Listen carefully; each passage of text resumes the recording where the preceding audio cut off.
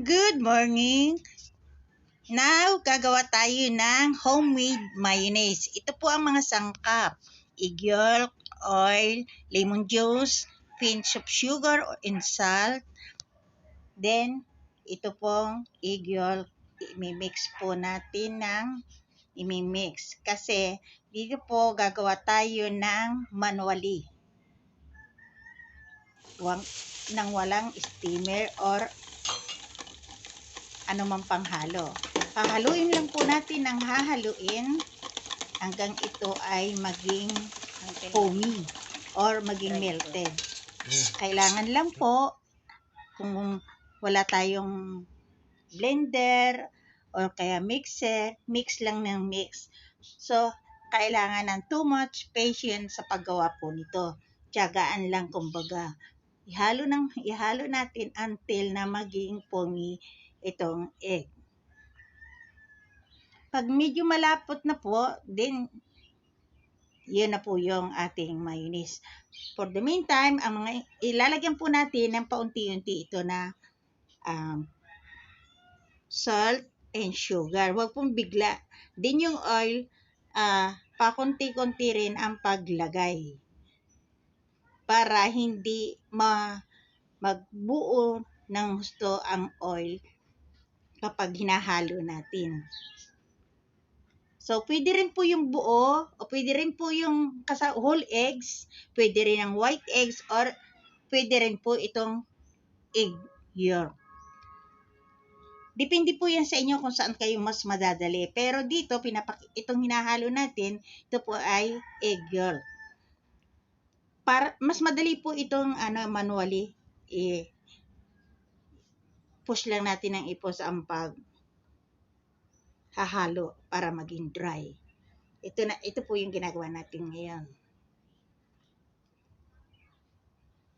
Tiyagaan lang po talaga ang paggawa ng ganito.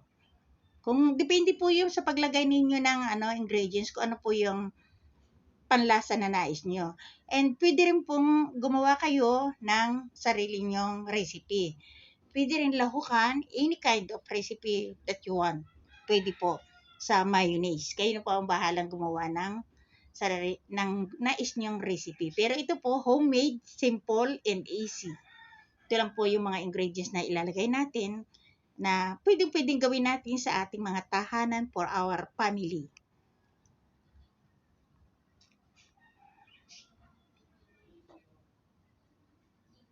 Too much patient lang po sa paggagawa ng ganito.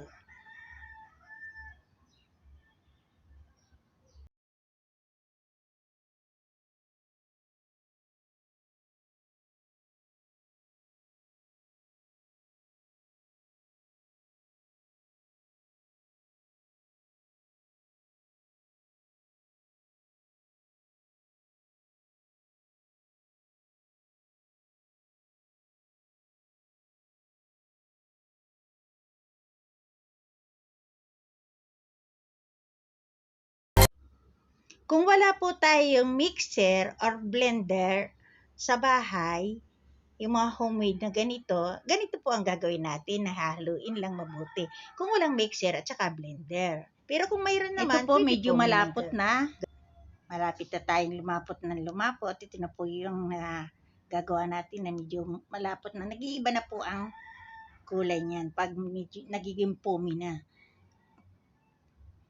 Hanggang sa maging ganito po. And then, tiyaga pa rin po, kulang pa po ng halo. Halo pa rin po tayo ng halo dito. And need pa ang mua. Ito na po siya. Nung naging foamy na. Ito na po yung finished product ng mayonnaise. Ganun lang po. Medyo matagal nga lang pong gawin, pero ito na po yung homemade mayonnaise. Figure natin ang main ingredients. Ang oil po, for mayonnaise taking po yun. Then, ang lemon juice para sa brightness ng mayonnaise, para mag-light yung kulay. Then, yung salt natin, it gives the flavor ng mayonnaise, kung anong taste natin na nais. Then, yung sugar po natin, pambalance ng flavor. Place lang natin ito sa bowl, lahat ng ingredients, then start natin na i-mix manually Ganito lang po ang step sa paggawa ng homemade mayonnaise. Ito na po yung magiging finished product natin. Ganyan lang po kasimple yung paggagawa ng mayonnaise homemade. Thank you very much for watching Nana Ibiang Vlog. And mega love shout out sa inyong lahat.